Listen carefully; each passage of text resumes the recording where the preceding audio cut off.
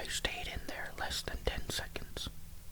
I didn't want to know everything I could know, and I definitely wanted to know nothing about how she really thought of me. I couldn't have borne seeing a caricature of a bug-eyed, shuffling, thick-lipped darky in there. Mandingo man. Steppin' porch monkey Rudy Bear. Oh God, what was I thinking? Nothing in there like that. Nothing. Allie wouldn't have anything like that in there. I was going nuts, going absolutely fucking crazy in there, back out in less than 10 seconds. I want to block it, kill it, void it, waste it, empty it, reject it, squeeze it, darken it, obscure it, wipe it, do away with it like it never happened. Like the moment you walk in on your mama and papa and catch them fucking, and you want never to have known that. But at least I understood. In there, in Allison Rose's landscape, I saw how her heart had responded to this man she called Spanky, not Henry Lake Spanning. She did not call him in there by the name of a monster. She called him a honey's name. I didn't know if he was innocent or not, but she knew he was innocent. At first, she had responded to just talking with him about being brought up in an orphanage, and she was able to relate to his stories of being used and treated like chow, and how they had stripped him of his dignity and made him afraid all the time.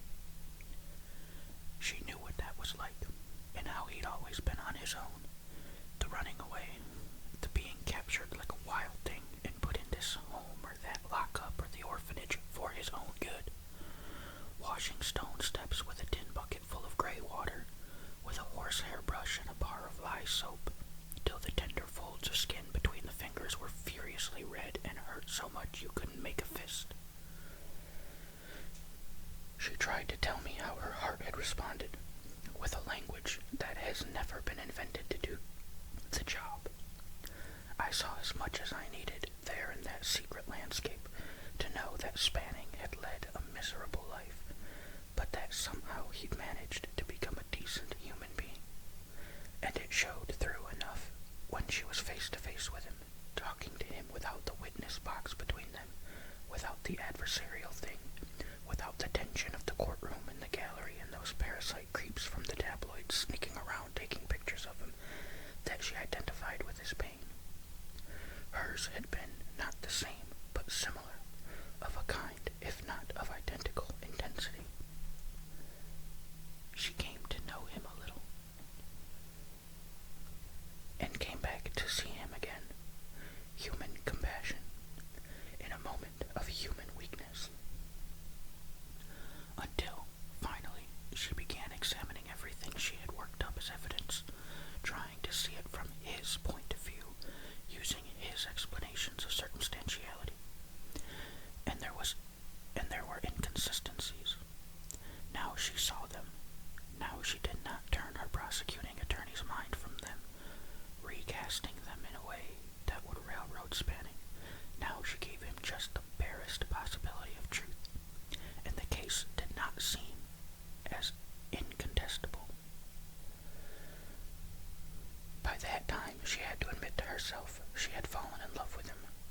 The gentle quality could not be faked. She'd known fraudulent kindness in her time. I left her mind gratefully, but at least I understood. Now, she asked. Yes, now I understood. And the fractured glass in her voice told me. Her face told me. The way she parted her lips in expectation, waiting for me to reveal what my magic journey had conveyed by way of truth. Her palm against her cheek. All that told me. And I said, yes. Then silence between us. After a while, she said, I didn't feel anything. I shrugged. Nothing to feel. I was in for a few seconds, that's all. You didn't see everything? No. Because you didn't want to? Because... She smiled. I understand, Rudy. Oh, do you? Do you really? That's just fine. And I heard me say,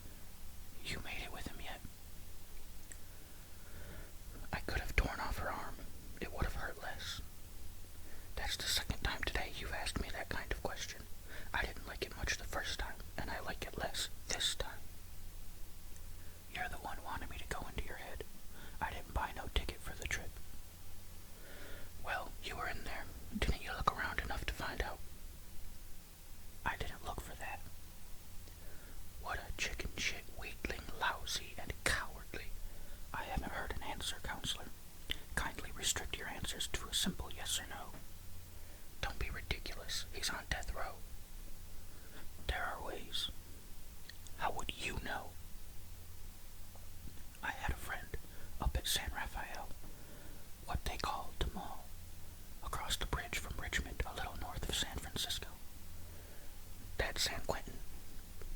That's what it is, all right. I thought that friend of yours was at Pelican Bay. Different friend. You seem to have a lot of old chums in the joint in California. It's a racist nation. I've heard that. But Q ain't Pelican Bay. Two different states of being. As hard time as they pull it to Mall, it's worse up to Crescent City, in the shoe. You never mentioned a friend at San Quentin. I never mentioned a lot of shit. That don't mean I don't know it. I am large. I contain multitudes. We sat silently, the three of us. Me, her, and Walt Whitman. We're fighting, I thought. Not make-believe dissing some movie we'd seen and disagreed about. This was nasty. Bone nasty and memorable. No one ever forgets this kind of fight. Can turn dirty in a second. Say some trash you can never take back, never forgive, put a canker on the rose of friendship for all time, never be the same look again. I waited. She didn't say anything more, and I got no straight answer, but I was pretty sure Henry Lake Spanning had gone all the way with her. I felt a twinge of emotion I didn't even want to look at, much less analyze, dissect, and name. Let it be, I thought. 11 years. Once, just once. Let it just lie there and get old and withered and die a proper death like all ugly thoughts. Okay, so I go on down to Atmore, I said. I suppose you mean in the very near future, since he's supposed to bake in 4 days. Sometime very soon, like today. She nodded. I said, and how do I get in? Law student, reporter, tag along as Larry Borland's new law clerk, or do I go in with you? What am I, friend of the family, representative of the Alabama State Department of Corrections? Maybe you could set me up as an inmate's rep from Project Hope. I can do better than that, she said, with a smile. Much. Yeah, I'll just bet you can. Why does that worry me? Still with the smile, she hoisted the atlas onto her lap. She unlocked it, took out a small manila envelope, unsealed but clasped, and slid it across the table to me. I pried open the clasp and shook out the contents. Clever, very clever, and already made up, with my photo where necessary, admission date stamped for tomorrow morning. Thursday, absolutely authentic and foolproof. Let me guess, I said. Thursday mornings, the inmates of death row have access to their attorneys. On death row, family visitation Monday and Friday. Henry has no family. Attorney visitations Wednesdays and Thursdays, but I couldn't count on today. It took me a couple of days to get through to you. I've been busy. But inmates consult with their counsel on Wednesday and Thursday mornings. I tapped the papers and plastic cards. This is very sharp. I notice my name and my handsome visage already here, already sealed in plastic. How long have you had these ready? Couple of days. What if I'd continued to say no? She didn't answer. She just got that look again. One last thing, I said, and I leaned in very close so she would make no mistake that I was dead serious. Time grows short.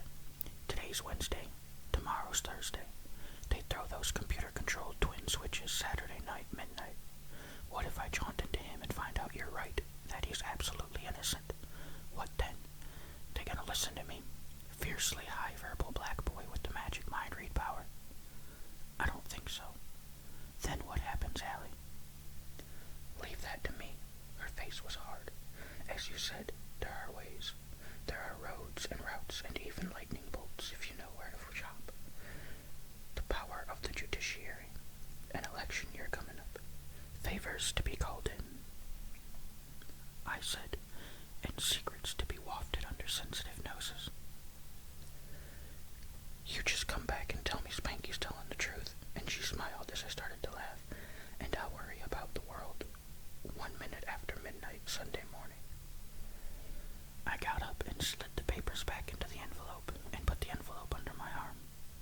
I looked down at her and I smiled as gently as I could, and I said, assure me that you haven't stacked the deck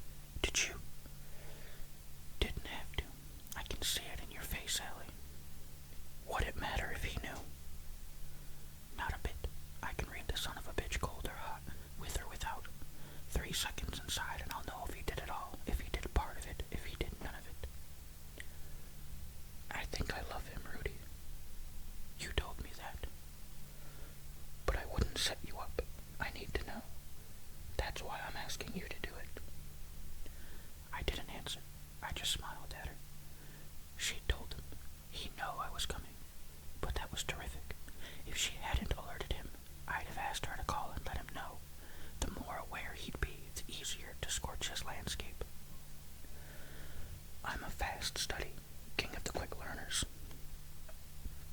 Vulgate Latin in a week, standard apothecary's pharmacopoeia in 3 days, Fender bass on a weekend, Atlanta Falcons playbook in an hour, and, in a moment of human weakness, what it feels like to have a very crampy, heavy flow menstrual period, 2 minutes flat.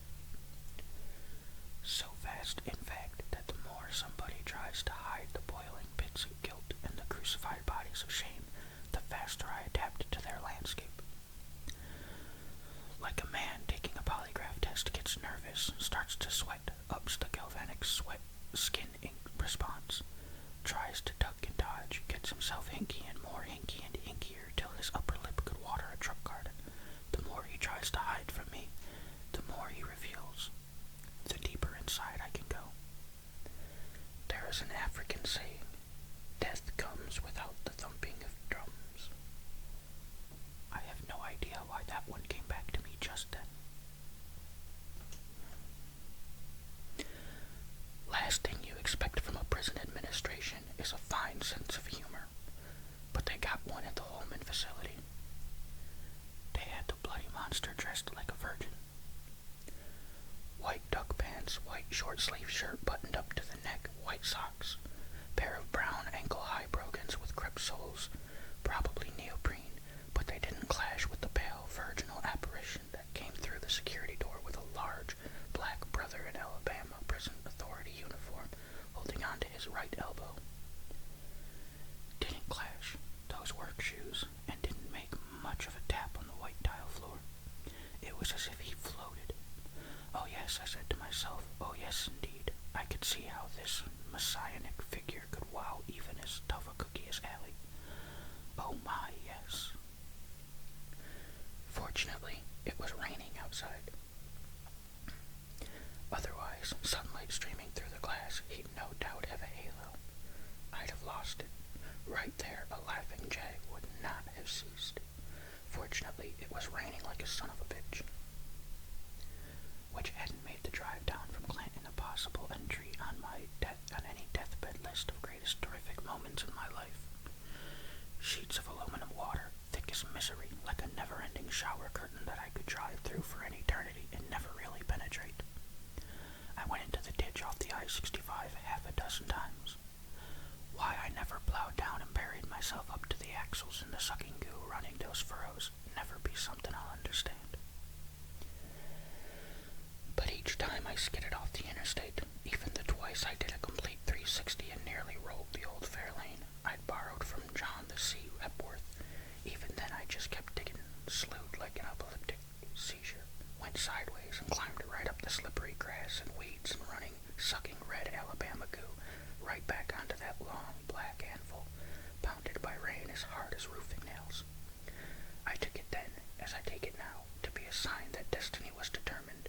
The mere heavens and earth would not be permitted to fuck me around. I had a date to keep, and destiny was on top of things. Even so, even living charmed, which was clear to me, even so, when I got about 5 miles north of Atmore, I took the 57 exit off the I-65 and I left onto 21 and pulled in at the Best Western. It wasn't my intention to stay overnight that far south, though I knew a young woman with excellent teeth down in Mobile. But the rain was just hammering, and all I wanted was to get this thing done and go fall asleep. A drive that long, humping something as lame as that Fairlane, hunched forward to scope the rain, with spanning in front of me, all I desired was surcease, a touch of the old oblivion. I checked in, stood under the shower for half an hour, changed into the 3-piece suit I'd brought along, and phoned the front desk for directions to the Holman facility. Driving there, a sweet moment happened for me. It was the last sweet moment for a long time thereafter, and I remember it now as if it were still happening. I cling to it. In May, and on into early June, the yellow lady slipper blossoms. In the forests and the woodland bogs, and often on some otherwise undistinguished slope or hillside, the yellow and purple orchids suddenly appear. I was driving. There was a brief stop in the rain. Like the eye of the hurricane, sheets of water, and the next absolute silence before the crickets and frogs and birds started complaining. And darkness on all sides, just the idiot staring, beams of my headlights poking into nothingness, and cool as a well between the drops of rain, and I was driving. And suddenly the window rolled down so I wouldn't fall asleep, so I could stick my head out when my eyes started to close. Suddenly I smelled the delicate perfume of the sweet May-blossoming lady slipper. Off to my left, off in the dark somewhere on a patch of hilly ground, or deep in a stand of invisible trees, Cypripedium calceolus was making the night world beautiful with its fragrance. I neither slowed nor tried to hold back the tears. I just drove, feeling sorry for myself for no good reason I can name. Way down, almost to the corner of the Florida Panhandle, about 3 hours south of the last truly imperial barbecue in that part of the world, in Birmingham, I made my way to Holman. If you've never been inside the joint, what I'm about to say will resonate about as clearly as Chaucer to one of the gentle Tacidae. The stones call out. That institution for the betterment of the human race, the organized church, has a name for it.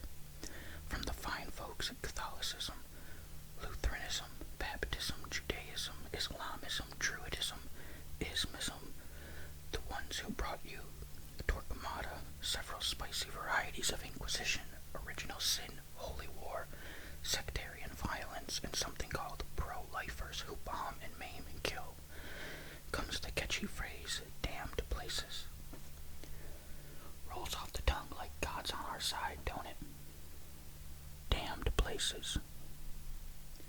As we say in Latin, the situs of malevolent shit, the venue of evil happenings, locations forever existing under a black cloud, like residing in a rooming house run by Jesse Helms or Stromthurmond. The big slams are like that: Joliet, Dannemora, Attica, Rahway State in Jersey, that hellhole down in Louisiana called Angola, Old Folsom, not the new one, the Old Folsom, Q, and Ossining. Only people who read about it call it Sing Sing. Inside, the cons call it Ossining. The Ohio State Pen in Columbus, Leavenworth, Kansas, the ones they talk about among themselves when they talk about doing hard time. The shoe at Pelican Bay State Prison. In there, in those ancient structures, mortared with guilt and depravity and no respect for human life and just plain meanness on both sides, cons and screws, in there where the walls and floors have absorbed all the pain and loneliness of 1 million men and women for decades, in there the stones call out. Damned places. You can feel it when you walk through the gates and go through the metal detectors and empty your pockets on counters and open your briefcase so that thick fingers can rumple the papers. You feel it. The moaning and thrashing, the men biting holes in their own wrists so they'll bleed to death.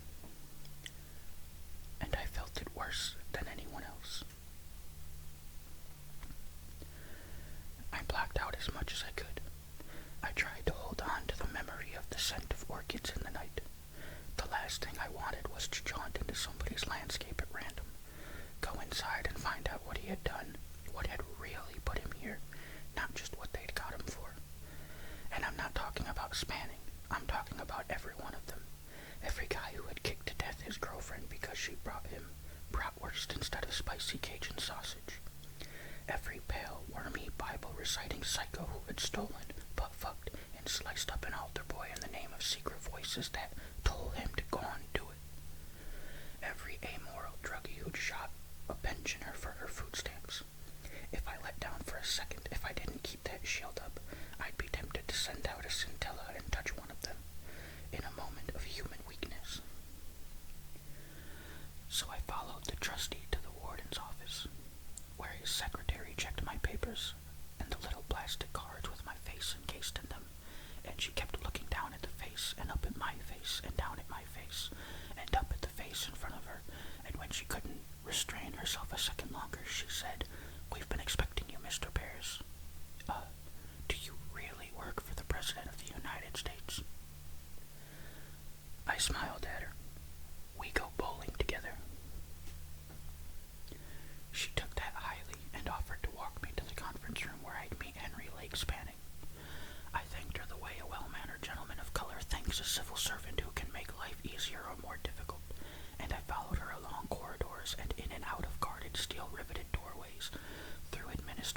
the segregation room in the main hall to the brown-paneled, stained walnut, white tile-cover cement floor, roll-out security-windowed, white draperied, drop ceiling with 2-inch acoustical Celotex squared conference room where a security officer met us. She bid me fond adieu, not yet fully satisfied that such a one as I had come that morning on Air Force One, straight from a 7-10 split with the President of the United States. It was a big room. I sat down at the conference table, about 12 feet long and 4 feet wide, highly polished walnut, maybe oak, straight-back chairs, metal tubing with a light yellow upholstered cushion, everything quiet except for the sound of matrimonial rice being dumped on a connubial tin roof. The rain had not slacked off. Out there on the I-65, some luck-lost bastard was being sucked down into red death. "He'll be here," the security officer said. "That's good," I replied. I had no idea why he'd tell me that, seeing as how it was the reason I was there in the first place. I imagined him to be the kind of guy you dread sitting in front of at the movies, because he always explains everything to his date. Like a Bracero laborer with a valid green card interpreting a Woody Allen movie line by line to his illegal alien cousin Humberto, 3 weeks under the wire from Matamoros. Like one of a pair of Beltone-wearing octogenarians in the loose from a rest home for a wild Saturday afternoon at the mall, plonked down in the third-level multiplex, one of them describing whose ass Clint Eastwood is about to kick and why, all at the top of her voice. "Seen any good movies lately?" I asked him.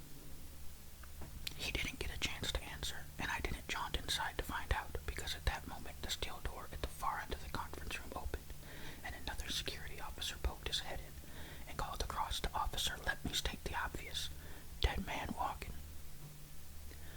Officer Self-Evident nodded to him, the other head poked back out, the door slammed, and my companion said, "When we bring one down from death row, he's got to walk through the ad building and segregation in the main hall, so everything's locked down.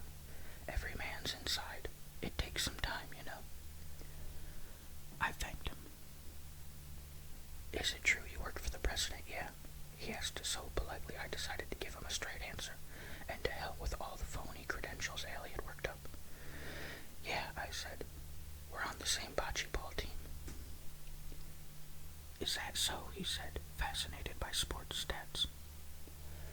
I was on the verge of explaining that the president was, in actuality, of Italian descent, when I heard the sound of the key turning in the security door, and it opened outward, and in came this messianic apparition in white, being led by a guard who was 7 feet in any direction. Henry Lake Spanning, sans halo, hands and feet shackled, with the chains cold welded into a wide, anodized steel belt, shuffled toward me, and his neoprene soles made no disturbing cacophony on the white tiles. I watched him come the long way across the room, and he watched me right back. I thought to myself, "Yeah, she told him I can read minds. Well, let's see which method you use to try and keep me out of the landscape." But I couldn't tell from the outside of him, not just by the way he shuffled and looked, if he had fucked Allie. But I knew it had to have been, somehow, even in the big lockup, even here. He stopped right across from me, with his hands on the back of the chair, and he didn't say a word, just gave me the nicest smile I'd ever gotten from anyone, even my mama.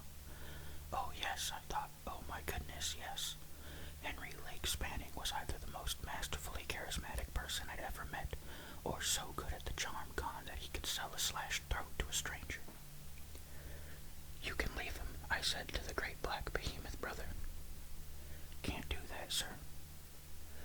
"I'll take full responsibility." "Sorry, sir. I was told someone had to be right here in the room with you and him all the time." I looked at the one who had waited with me. "That mean you, too?" He shook his head. "Just one of us, I guess." I frowned. I need absolute privacy. What would happen if I were this man's attorney of record?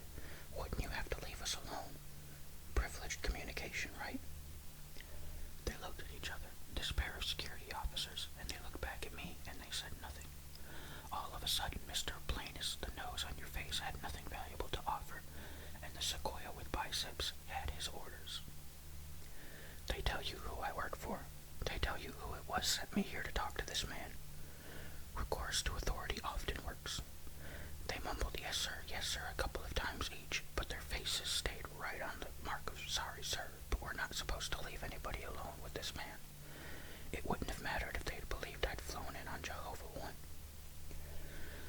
So I said to myself, fuck it, I said to myself, and I slipped into their thoughts, and it didn't take much rearranging to get the phone wires restrung and the underground cables rerouted and the pressure on their bladders something fierce. On the other hand, the first one said, I suppose we could, the giant said. And in a matter of maybe a minute and a half, one of them was entirely gone, and the great one was standing outside the steel door, his back filling the double-pane chicken wire embedded security window. He effectively sealed off the one entrance or exit to or from the conference room, like the 300 Spartans facing the tens of thousands of Xerxes' army at the hot gates. Henry Lake Spanning stood silently watching me. Sit down, I said. Make yourself comfortable. He pulled out the chair, came around, and sat down. Pull it closer to the table, I said. He had some difficulty, hands shackled that way, but he grabbed the leading edge of the seat and scraped forward till his stomach was touching the table. He was a handsome guy, even for a white man. Nice nose, strong cheekbones, eyes the color of that water in your toilet when you toss in a tablet of 2,000 flushes. Very nice-looking man. He gave me the creeps. If Dracula had looked like Shirley Temple, no one would have driven a stake through his heart. If Harry Truman had looked like Freddy Krueger, he would never have beaten Tom Dewey at the polls. Joe Stalin and Saddam Hussein looked like sweet, avuncular friends of the family. Really nice-looking, kindly guys who just incidentally happened to slaughter millions of men, women, and children. Abe Lincoln looked like an axe murderer, but he had a heart as big as Guatemala. Henry Lake Spanning had the sort of face you'd trust immediately if you saw it in a TV commercial.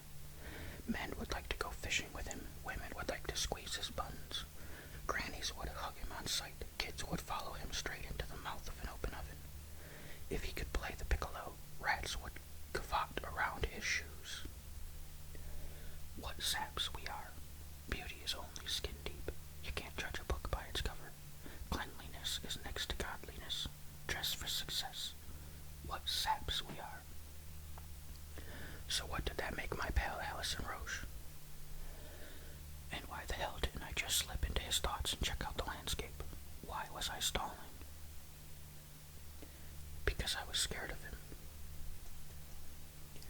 This was 56 verified, gruesome, disgusting murders sitting 48 inches away from me, looking straight at me with blue eyes and soft, gently blonde hair. Neither Harry nor Dewey would have had a prayer. So why was I scared of him? Because that's why. This was damned foolishness. I had all the weaponry. He was shackled, and I didn't for a second believe he was what Allie thought he was. Innocent. Hell, they'd caught him literally red-handed. Bloody to the armpits, for Christ's sakes. Innocent my ass. Okay, Rudy, I thought, get in there and take a look around. But I didn't. I waited for him to say something. He smiled tentatively, a gentle and nervous little smile, and he said, Allie asked me to see you. Thank you for coming. I looked at him, but not into him. He seemed upset that he'd inconvenienced me. But I don't think you can do me any good, not in just 3 days. You scared, Spanning? His lips trembled. Yes, I am, Mr. Paris. I'm about as scared as a man can be. His eyes were moist. Probably gives you some insight into how your victims felt. What do you think? He didn't answer. His eyes were moist. After a moment just looking at me, he scraped back his chair and stood up. Thank you for coming, sir. I'm sorry Allie imposed on your time. He turned and started to walk away. I jaunted into his landscape. Oh my God, I thought. He was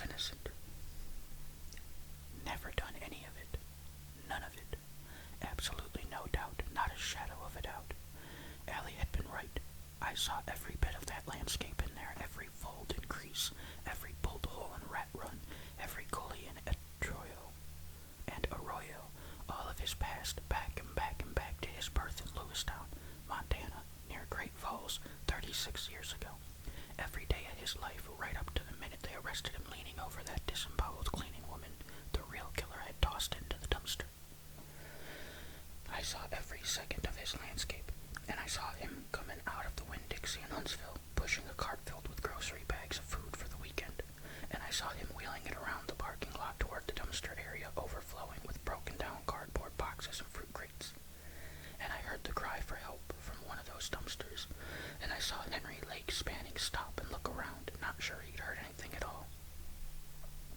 Then I saw him start to go to his car, parked right there at the edge of the lot beside the wall because it was a Friday evening and everyone was stocking up for the weekend, and there weren't any spaces out front, and the cry for help, weaker this time, as pathetic as a crippled kitten, and Henry Lake Spanning stopped cold, and he looked around, and we both saw the bloody hand raise itself above the level of the open dumpster's filthy green steel side. And I saw him desert his groceries without a thought to their cost, or that someone might run off with them if he left them unattended, or that he only had $11 left in his checking account, so if those groceries were snagged by someone, he wouldn't be eating for the next few days. And I watched him rush to the dumpster and look into the crap filling it, and I felt his nausea at the sight of that poor old woman, what was left of her, and I was with him as he crawled up onto the dumpster and dropped inside to do what he could for that mass of shredded and pulped flesh. And I cried with him as she gasped with a bubble of blood that burst in the open ruin of her throat, and she died. But though I heard the scream of someone coming around the corner, Spanning did not, and so he was still there, holding the poor mass of stripped skin and black bloody clothing when the cops screeched into the parking lot. And only then, innocent of anything but decency and rare human compassion, did Henry Lake Spanning begin to understand what it must look like to middle-aged housefrosts sneaking around dumpsters to pilfer cardboard boxes, who see what they think is a man murdering an old woman. I was with him, there in that landscape within his mind, as he ran and dodged, until they caught him in Decatur, 7 miles from the body of Camilla Asher. But they had him, and they had positive identification from the dumpster in Huntsville, and all the rest of it was circumstantial, gussied up by the bedridden, recovering Charlie Wilborg and the staff in Allie's office. It looked good on paper, so good that Allie had brought him down on 56 counts of murder of the vilest extreme. But it was all bullshit. The killer was still out there. Henry Lake Spanning, who looked like a nice, decent guy, was exactly that. A nice, decent, good-hearted, but most of all, innocent guy. You could fool juries and polygraphs and judges and social workers and psychiatrists and your mommy and your daddy, but you could not fool Rudy Paris, who travels regularly to the place of dark where you can go, but not return. They were going to burn an innocent man in 3 days. I had to do something about it. Not just for Allie, though that was reason enough, but for this man who thought he was doomed and was frightened, but didn't have to take no shit from a wise guy like me. Mr. Spanning, I called after him. He didn't stop. Please, I said. He stopped shuffling, the chains making their little charm bracelet sounds, but he didn't turn around. I believe Allie is right, sir, I said. I believe they caught the wrong man, and I believe all the time you served is wrong, and I believe you ought not die. Then he turned slowly and stared at me with the look of a dog that has been taunted with a bone. His voice was barely a whisper. And why is that, Mr. Paris? Why is it that you believe me when nobody else but Allie and my attorney believed me? I didn't say what I was thinking. What I was thinking was that I'd been in there and I knew he was innocent. And more than that, I knew that he truly loved my pal, Allison Roche. And there wasn't much I wouldn't do for Allie. So what I said was, I know you're innocent because I know who's guilty. his lips parted. It wasn't one of those big moves where someone's mouth flops open in astonishment. It was just a parting of the lips, but he was startled. I knew that as I knew the poor son of a bitch had suffered too long already. He came shuffling back to me and sat down. "Don't make fun, Mr. Paris. Please. I'm what you said. I'm scared. I don't want to die, and I surely don't want to die with the world thinking I did those things." "Making no fun, Captain. I know who ought to burn for all those murders. Not 6 states, but 11. Not 56 dead, but an even 70. 3 of them little girls in a day nursery, and the woman watching them too." He stared at me. There was horror on his face. "I know that look real good. I've seen it at least 70 times. I know you're innocent, Captain, because I'm the man they want. I'm the guy who put your ass in here."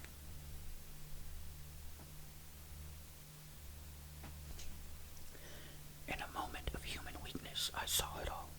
What I had packed off to live in that place of dark where you can go but not return. The wall safe in my drawing room. The 4-foot thick walled crypt encased in concrete and sunk a mile deep into solid granite. The vault whose composite laminate walls of judiciously sloped extremely thick blends of steel and plastic, the equivalent of 600 to 700 millimeters of homogeneous depth protection, approached the maximum toughness and hardness of crystalline. The iron-grown and perfect crystal structure and carefully controlled quantities of impurities that in a modern combat tank can shrug off a hollow charge warhead like a spaniel shaking himself dry. The Chinese puzzle box, the hidden chamber, the labyrinth, the maze of the mind where I'd sent all 70 to die over and over and over, so I wouldn't hear their screams or see the ropes of bloody tendon or stare into the pulped sockets where their pleading eyes had been. When I had walked into that prison, I'd been buttoned up totally. I was safe and secure. I knew nothing, remembered nothing, suspected nothing. But when I walked into Henry Lake Spanning's landscape, and I could not lie to myself that he was the one, I felt the earth crack. I felt the tremors and the upheavals, and the fissures started at my feet and ran to the horizon, and the lava boiled up and began to flow, and the steel walls melted, and the concrete turned to dust, and the barriers dissolved, and I looked at the face of the monster. No wonder I had such nausea when Allie had told me about this or that slaughter ostensibly perpetrated by Henry Lake Spanning, the man she was prosecuting on 29 counts of murders I had committed. No wonder I could picture all the details when she would talk to me about the barest description of the murder site. No wonder I fought so hard against coming to Holman. In there, in his mind, his landscape opened to me. I saw the love he had for Allison Roche, for my pal and buddy with whom I had once, just once. Don't try telling me that the power of love can open the fissures. I don't want to hear that shit. I'm telling you that it was a combination, a bunch of things that split me open, and possibly maybe one of those things was what I saw between them. I don't know that much. I'm a quick study, but this was in an instant, a crack of fate, a moment of human weakness. That's what I told myself in the part of me that ventured to the place of dark, that I'd done what I'd done in moments of human weakness. And it was those moments, not my gift and not my blackness, that had made me the loser, the monster, the liar that I am. In the first moment of realization, I couldn't believe it. Not me. Not good old Rudy. Not likable Rudy Paris, never done no one but himself wrong his whole life. In the next second, I went wild with anger, furious at the disgusting thing that lived on one side of my split brain. Wanted to tear a hole through my face and yank the killing thing out, wet and putrescent, and squeeze it into pulp. In the next second, I was nauseated, actually wanted to fall down and puke, seeing every moment of what I had done, unshaded, unhidden, naked, to this Rudy Paris, who was decent and reasonable and law-abiding, even if such a Rudy was little better than a well-educated fuck-up, but not a killer. I wanted to puke. Then, finally, I accepted what I could not deny. For me, never again would I slide through the night with the scent of the blossoming yellow lady's slipper. I recognized that perfume now. It was the odor that rises from a human body cut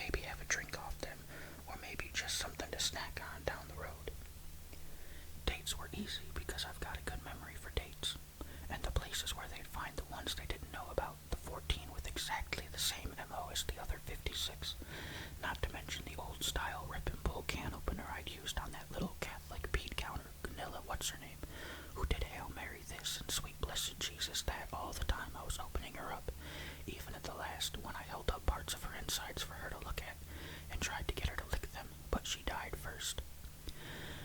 Not half a minute's worry for the state of Alabama, all in one swell whoop. They corrected a tragic miscarriage of justice, nobbled the maniac killer, solved 14 more murders than they'd counted on in 5 additional states, which made the police departments of those 5 additional states extremely pleased with the law enforcement agencies of the sovereign state of Alabama. It made first spot on the evening news on all 3 major networks, not to mention CNN, for the better part of a week. Knocked the Middle East right out of the box. Neither Harry Truman nor Tom Dewey would have had a prayer. Allie went into seclusion, of course. Took off and went somewhere down on the Florida coast, I heard. But after the trial and the verdict and Spanning being released and me going inside and all like that, well, ooh, Papa Dow, as they used to say, it was all recorded, reordered properly. Sat cito si sat bene in Latin. It is done quickly enough if it is done well. A favorite saying of Cato, the elder Cato. And all I asked, all I begged for, was that Allie and Henry Lake Spanning, who loved each other and deserved each other, and whom I had almost fucked up royally, that the two of them would be there when they jammed my weary black butt into that new electric chair at Holman.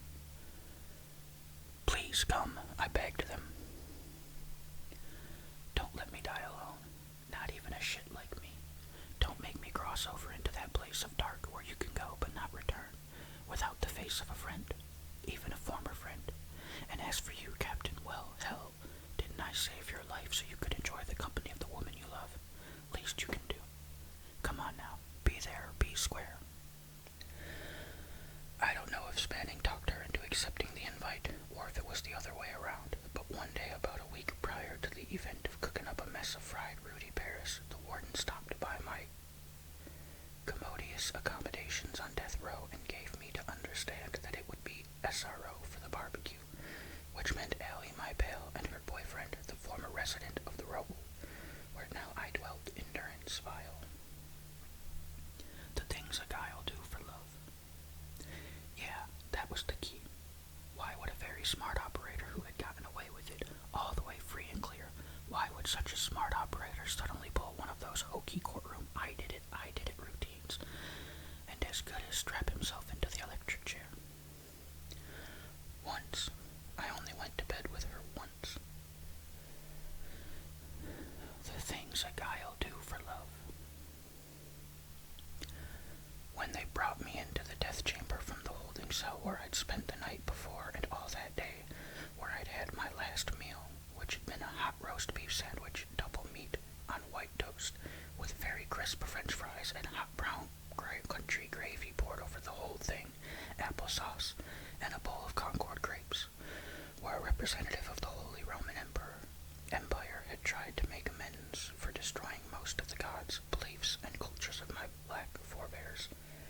They held me between security officers, neither one of whom had been in attendance when I'd visited Henry Lake Spanning at this very same correctional facility slightly more than a year before. It hadn't been a bad year. Lots of rest, caught up on my reading, finally got around to Proust and Langston Hughes. I'm ashamed to admit, so late in the game, lost some weight. Worked out regularly, gave up cheese and dropped my cholesterol count. Ain't nothing to it, just to do it. Even took a jaunt or 2 or 10 every now and a while. It didn't matter none. I wasn't going anywhere, neither were they. I'd done worse than the worst of them, hadn't I confessed to it? So there wasn't a lot that could ice me, after I'd copped to it and released all 70 of them out of my unconscious, where they'd been rotting in shallow graves for years. No big thing, cuz. Brought me in, strapped me in, plugged me in. I looked through the glass at the witnesses. There sat Allie and Spanning, front row center, best seats in the house.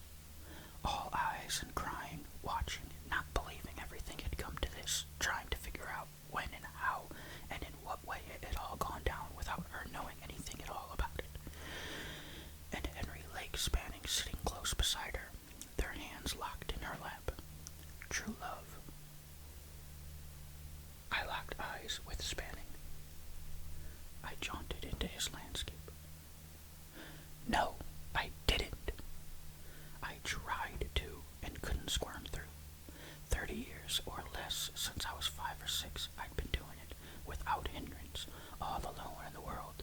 The only person who could do this listen in on the landscape trick, and for the first time I was stopped.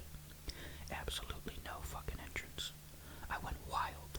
I tried running at it full tilt and hit something khaki-colored like beach sand and only slightly giving, not hard, but resilient. Exactly like being inside a 10-foot high, 50-foot diameter paper bag, like a big shopping bag from a supermarket, that stiff butcher's paper kind of bag, and that color, like being inside a bag that size, running straight at it, thinking you're going to bust through, and being thrown back. Not hard, not like bouncing on a trampoline, just shunted aside like the fuzz from a dandelion hitting a glass door. Unimportant, khaki-colored and not particularly bothered. I tried hitting it with a bolt of pure blue, lightning, mental power, like someone out of a Marvel comic, but that wasn't how mixing in other people's minds works. You don't think yourself in with a psychic battering ram. That's the kind of errant foolishness you hear spouted by unattractive people on public access cable channels, talking about the power of love and the power of the mind and ever-popular toe-tapping power of a positive thought. Bullshit. I don't be home to that folly. I tried picturing myself in there, but that didn't work either. I tried blanking my mind and drifting across, but it was pointless, and at that moment it occurred to me that I didn't really know how I jaunted. I just did it. One moment I was snug in the privacy of my own head, and the next I was over there in someone else's landscape. It was instantaneous, like teleportation, which also is an impossibility, like telepathy.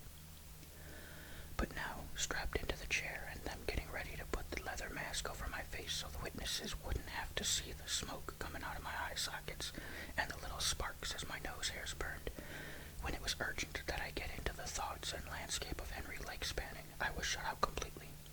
And right then, that moment, I was scared.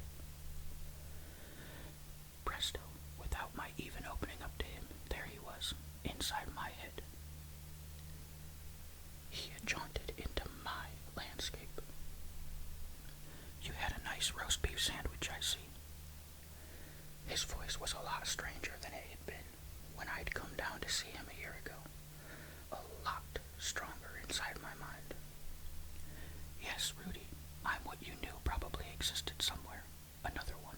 A shrike. He paused. I see you call it jaunting in the landscape. I just called myself a shrike. A butcher bird. One name's as good as another. Strange, isn't it? All these years and we never met anyone else. There must be others, but I think... Now I can't prove this. I have no real data. It's just a wild idea I've had for years and years. I think they don't know they can do it.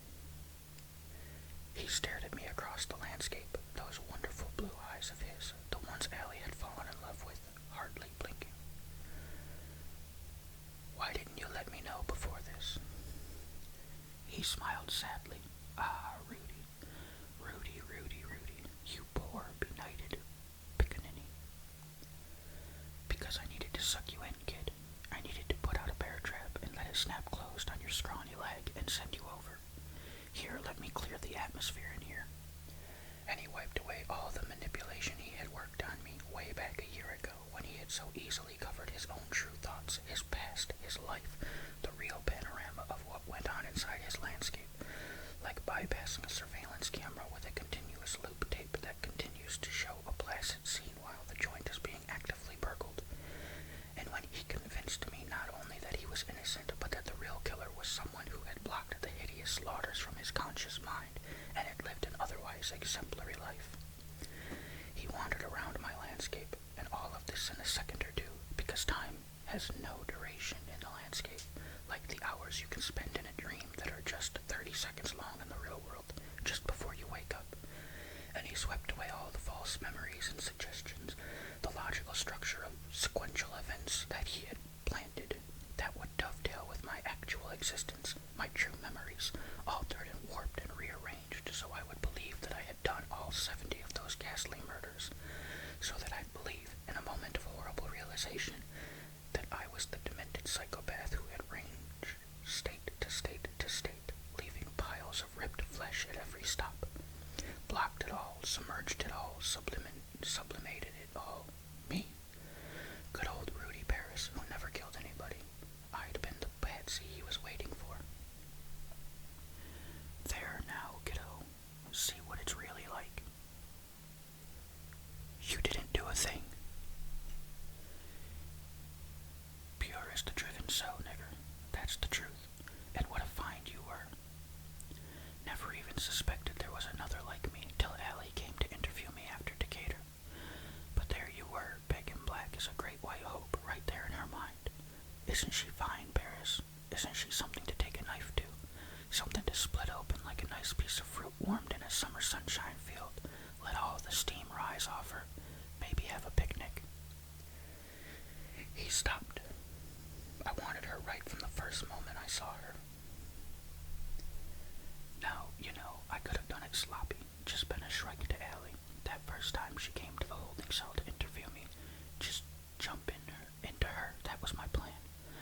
But what a noise that spanning in the cell would have made. Yelling it wasn't a man, it wasn't a woman, not spanning, but Deputy D.A. Allison Roche. Too much noise, too many complications. But I could have done it, jumped into her, or a guard and then slice her at my leisure, stalk her, find her, let her steam. You look distressed, Mr. Rudy Paris. Why is that? Because you're going to die in my place. Because I could have taken you over at any time and didn't. Because after all this time of your miserable, wasted, lousy life, you finally find someone like you. And we don't even have the convenience of a chat. Well, that's sad. That's really sad, kiddo. But you didn't have a chance. You're stronger than me. You kept me out, I said. He chuckled. Stronger? Is that all you think it is? Stronger? You still don't get it, do you? His face then grew terrible. You don't even understand now, right now, that I've cleaned it all away and you can see what I did to you, do you? Do you think I stayed in a jail cell and went through that trial, all of that, because I couldn't do anything about it? You poor Jake slob. I could have jumped like a shrike any time I wanted to, but the first time I met your Allie, I saw you. I cringed, and you waited. For me, you spent all that time in prison just to get to me. At the moment when you couldn't do anything about it, at the moment you couldn't shout, I've been taken over by someone else. I'm Rudy Paris here inside this Henry Lake spanning body. Help me, help me. Why stir up noise when all I had to do was bide my time, wait a bit, wait for Allie, and let Allie go for you? I felt like a drowning turkey standing idiotically in the rain, head tilted up, mouth open, water pouring in. You can leave the mind, leave the body, go out, jump permanently. Spanning sniggered like a schoolyard bully. You stayed in jail 3 years just to get me. He smirked, smarter than thou. 3 years. You think that's some big deal to me? You don't think I could have? Someone like you running around, do you? Someone who can jaunt as I do. The only other shrike I've ever encountered. You think I wouldn't sit in here and wait for you to come to me? But 3 years. You're what, Rudy? 31, is it? Yes, I can see that. 31. You've never jumped like a shrike. You've just entered, jaunted, gone into the landscapes, and never understood that it's more than reading minds. You can change domiciles, black boy. You can move out of a house in a bad neighborhood, such as strapped into the electric chair, and take up residence in a brand spanking new housing complex of $1.5 million condos, like Allie. But you have to have a place for the other one to go, don't you? I said it just flat, no tone, no color to it at all.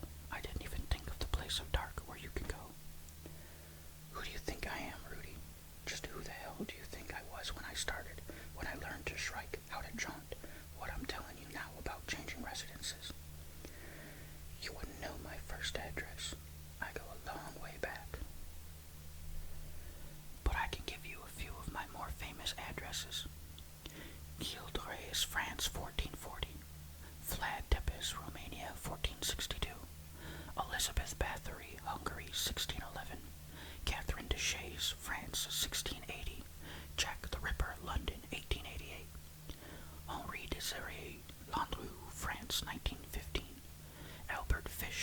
York City, 1932-34. Ed Gein, Plainfield, Wisconsin, 1954. Myra Hindley, Manchester, 1963. Albert DeSalvo, Boston, 1964. Charles Manson, Los Angeles, 1969. John Wayne Gacy, Norwood Park Township, Illinois, 1977. Oh, but how I do go on, and on, and on, and on, and on, Rudy, my little porch monkey. That's what I do. I go on, and on, and on. Shrike will nest where it chooses. If not in your beloved Allison Roche, then in the cheesy, fucked-up black boy, Rudy Paris. But don't you think that's a waste, kiddo? Spending however much time I might have to spend in your socially unacceptable body when Henry Lake Spanning is such a handsome devil. Why should I have just switched with you when Allie lured you to me? Because all it would have done is get you screeching and howling that you weren't Spanning. You were this nigger son who'd had his head stolen, and then you might have manipulated some guards or the warden. Well, you see what I mean, don't you? But now that the mask is securely in place, and now that the electrodes are attached to your head and your left leg, and now that the warden has his hand on the switch, well, you'd better get ready to do a lot of drooling. And he turned around to jump back out of me, and I closed the perimeter. He tried to jump, tried to leap back to his own mind, but I had him in a fist, just that easy, materialized a fist, and turned him to face me. Fuck you, Jack the Ripper, and fuck you twice, Bluebeard, and on and on and on, fuck you, Manson and Boston Strangler and any other dipshit warped piece of sick crap you've been in your years. You sure got some muddy shoes credentials there, boy. What I care about all those names, Spanky, my brother. You really think I don't know those names? I'm an educated fella, Mr. Ripper, Mr. Bad Bomber. You missed a few. Were you also, did you inhabit, hast thou possessed Winnie Ruth Judd and Charlie Starkweather and Mad Dog Cole and Richard Speck and Sirhan Sirhan and Jeffrey Dahmer? You the boogeyman responsible for every bad number the human race ever played. You ruined Sodom and Gomorrah, burned the great library of Alexandria, orchestrated the reign of terror dans Paris, set up the Inquisition, stoned and drowned the Salem witches, slaughtered unarmed women and kids at Wounded Knee, bumped off John Kennedy. I don't think so. I don't even think you got so close as to share a pint with Jack the Ripper. And even if you did, even if you were all those maniacs, you were small potato, Spanky. The least of us human beings outdoes you 3 times a day. How many lynch ropes you pulled tight, Monsieur Landru? What colossal egotism you got makes you blind, makes you think you're the only one, even when you find out there's someone else, you can't get past it. What makes you think I didn't know what you could do? What makes you think I didn't let you do it and sit here waiting for you like you sat there waiting for me till this moment when you can't do shit about it? You so goddamn stuck on yourself, Spanky Head, you never give it the barest that someone else is a faster draw than you. Know what your trouble is, Captain? You're old. You're real old. Maybe hundreds of years. Who gives a damn old? That don't count for shit, old man. You're old, but you never got smart. You're just mediocre at what you do. You moved from address to address. You didn't have to be son of Sam or Cain slaying Abel or whoever the fuck you been. You could have been Moses or Galileo or George Washington Carver or Harriet Tubman or Sojourner Truth or Mark Twain or Joe Louis. You could have been Alexander Hamilton and helped found the Manomition Society in New York. You could have discovered radium, carved Mount Rushmore, carried a baby out of a burning building, but you got old real fast and you never got any smarter. You didn't need to, did you, Spanky? You had it all to yourself, all this shrike shit. Just jaunt here and jaunt there and bite off someone's hand or face like the old, tired, boring, repetitious, no imagination, stupid shit that you are. Yeah, you got me good when I came here to see your landscape. You got Allie wired up good, and she suckered me in, probably not even knowing she was doing it. You must have looked in her head and found just the right technique to get her to make me come within reach. Good, my man, you were excellent. But I had a year to torture myself. A year to sit here and think about it, about how many people I'd killed, and how sick it made me, and little by little I found my way through it. Because, and here's the big difference between us, dummy, I unraveled what was going on. It took time, but I learned.